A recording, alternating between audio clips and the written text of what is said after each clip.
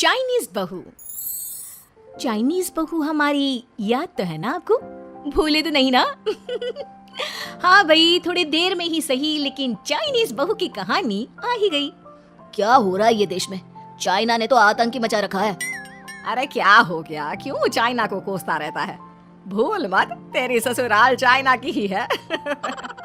हाँ माँ, पर ये देखना, लड़ाई झगड़े, ये बीमारी, ऊपर से ये देश कितना चालाक है, अंदर न जाने क्या क्या करता रहता है। तभी अंदर से बहू की चिल्लाने की आवाज आती है। अरे क्या हो गया बहू, क्यों चिल्ला रही है? माँ जी, ये देखिए, ये रूस ने यूक्रेन की हालत क्या कर दी है। ऊपर से चाइना में दोबारा लॉकडाउन लग गया है। माँ जी, अब क्या किया जाए? अरे तो तुम लोगों को क्या परेशानी हो रही है, मैं तो यही नहीं समझ पा रही हूँ। वो क्या है ना माँ, हम लोग चाइना जाने की सोच रहे थे, सांगसू के भाई की शादी है। तो क्या? अरे कौन सा उन लोगों के यहाँ भाई घोड़ी चढ़ता है जो बहन काजल लगाकर नेक लगी? माँ जी, उसकी आंखें बहुत छोटी छोटी है, उसमें या तो पुतली रह सकती है या काजल। साले की पुतली निकाल कर काजल लगा दो, अंधा कहीं का। क्या क्या बोला तुम मेरे भाई के बारे में? अरे नहीं नहीं बहू, वो तो बोल रहा था कि तुझे नेक मिल जाएगा, बहन है ना तो उसकी। नहीं नहीं माँ जी, मैं सब समझती, ये मेरे भाई को मजाक बनाते रहते। कितना सीधा है मेरा भाई, बिल्कुल छिपकली जैसा। नहीं नहीं बहू, सीधा गाय जैसा होता है। सही पकड़े हैं माँ जी। हाँ, तो मेरे भाई की शादी है, मैं चाइना जरूर जाऊंगी। तभी एक पड़ोसन आ जाती है। अरे नहीं नहीं बहू, तू कहीं ना जा, हम लोगों का मन कैसे लगेगा तेरे बिना। ले बहू, तेरे भाई के लिए ये शॉल रख ले, हमारी तरफ से गिफ्ट कर देना। अरे सब कितने अच्छे हैं, मेरी चाइनीज बहू को कितने प्यार से तुम लोगों ने एक्सेप्ट कर लिया। सच में बड़ी भाग्यशाली हूँ मैं। कैसी बात कर रही है? ये तो हम लोगों के देश की खूबसूरती है कि हर किसी को दिल से अपना लेते हैं, बस वो भी दिल से हमें अपना समझे। कैसी बात कर रही हैं आंटी जी? मेरे लिए आप सब सासू माँ जैसी ही हैं। मुझे भारत बहुत अच्छा लगता है, ये सबसे अच्छा देश है। मेरा भारत महान। वैसे भी लड़की की शादी जहाँ होती है वो तो वहीं की हो जाती है ना। जीती रे बहू, सही बोल रही है। औरत तो होती ही पानी की तरह है, जो जहाँ जैसे रखे वैसे ही शेप ले लेती है। आंटी जी, ये थोड़ा सा ज्यादा हो गया, समझ नहीं आया। नो प्रॉब्लम, मैं चाय बना कर लाती हूँ। फिर क्या, वो दिन भी आ जाता है जब बेटे बहू को चाइना जाना पड़ता है। वहाँ जाकर बहू का भाई कहता है, मेरे बहन आ गए, मेरे बहन आ गए। मैंने सबको बोला कि सब हिंदी में बात करेंगे, नहीं तो बहन नाराज हो जाएगी। थैंक्स बॉय, हिंदी मेरी भाषा है। अब मुझे उसी में बात करना अच्छा लगता है। आपने जीजा जी से मिलो। ओ बहन, तुम अंदर चलो। सभी बहू को अंदर लेकर चले जाते हैं, लेकिन सांगसू का पति, वो तो बेचारा चाइना के ससुराल के आंगन में अकेला खड़ा रहता है। काफी देर तक जब कोई उसे नहीं पूछता तो वो माँ को घर पर फोन करता है।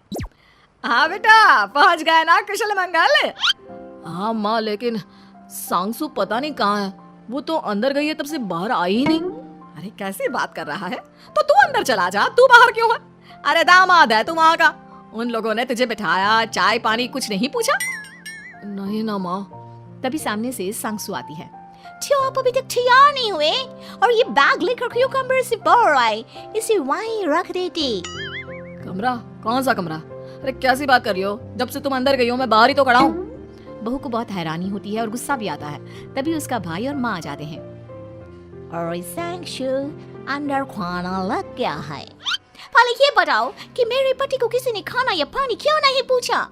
वो भारत से ससुराल पहली बार आया है, वो भी मेरे कहने पर। उनकी इज्जत क्यों नहीं की? देख बेटी, तूने जबरदस्ती जिद में शादी की थी तो हम लोगों ने कर दी, लेकिन अब तुम ये सोचो, पूरी चाइना में मैं इस इंडियन को अपना दामाद बताऊं?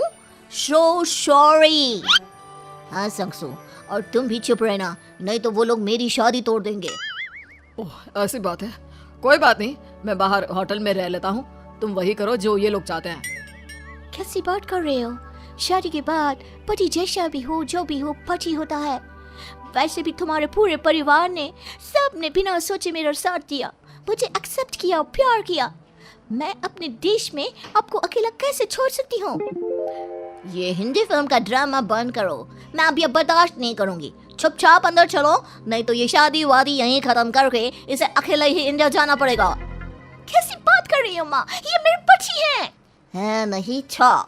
हम लोगों ने यहाँ वकील को बुला लिया है, जिसके बाद अब तेरा तलाक खड़ा के हम यहाँ के चाइनीज लड़के से तेरी शादी करा देंगे। अरे कैसी बात कर रहे हो? हम तो यहाँ तुम्हारी शादी के लिए आए थे। नहीं, मैं सांगसू के बिना नहीं रह सकता हूँ। हाई वोल्टेज ड्रामा होने के बाद से ही सारा माहौल खराब हो जाता है कि तभी एक लड़की आती है। मैंने सारा इंतजाम कर दिया है, सांगसू की शादी का मंडप परसों लग जाएगा। तब तक इसके पति को कमरे में बंद कर देते हैं। सभी सांगसू के पति का हाथ बांधकर उसे कमरे में बंद कर देते हैं। ये क्या कानूनी है? हम लोग मेरे पति के साथ ऐसा नहीं कर सकते हैं। मैं किसी से शादी नहीं करूंगी, ये साफ बात है। पहले मैं अपनी शादी करूं, फिर तेरी भी शादी करवा दूंगा।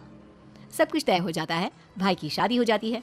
फिर वो दिन भी आ जाता है जब सांगसू की शादी वो लोग जबरदस्ती करने के लिए उसे मंडप पर ले जाते हैं। ऐसा मत करो, ये मेरी बीवी है। मैं किसी से शादी नहीं करूंगी। कैसे नहीं करेगी शादी? शादी तो तेरा बाप भी करेगा। हो, मैं करूंगा शादी। प्लीज कोई मेरी शादी किसी अच्छा औरत से करवा दे। चुप, बिल्कुल चुप। फिर माँ सांगसू और उसके पति से कहती है, तुम लोगों का बच्चा मेरी कैद में है। अगर तुम लोगों ने कोई भी होशियारी की तो मैं इस बच्चे को मार दूंगी। दोनों माँ का रूप देखकर हैरान हो जाते हैं। बच्चे की खातिर दोनों शांत हो जाते हैं और शादी की रस्में शुरू हो जाती है कि तभी सांगसू की सास पुलिस के साथ आ जाती है। माँ, सासू माँ आ गई, मेरी माँ आ गई। माँ प्लीज हम लोगों को बचाकर वापस ले चलो। पुलिस सभी को गिरफ्तार कर लेती है। बेटी के बच्चे को मारने की धमकी तो कोई चुड़ैल ही दे सकती है। अरे तो ये चुड़ैल ही तो है। ये सही बोल रहे हैं, ये औरत किसी चुड़ैल से कम नहीं है। तभी उन लोगों का बच्चा भी आकर सांगसू के गले लग जाता है। माँ, तू सही समय पर आ गई, लेकिन तुझे कैसे पता चला कि यहाँ ये सब हो रहा है? बेटा, ये चाइनीज लोग ना होते ही धोखेबाज हैं। इन लोगों पर मुझे भरोसा नहीं था, इसलिए मैंने तेरे फोन को हमेशा के लिए मेरे फोन से अटैच कर दिया था, जिससे तेरे आसपास होने वाली सारी बात मैं सुनती रहूं। उस दिन भी मेरी तेरी बात हो रही थी तो तेरा फोन ऑन था, मैं सब समझ गई थी। मुझे माफ कर दो। नहीं, बिल्कुल नहीं। चलिए माँ जी, इंडिया वापस चलते हैं। आज के बाद मैं यहाँ कभी नहीं आऊंगी।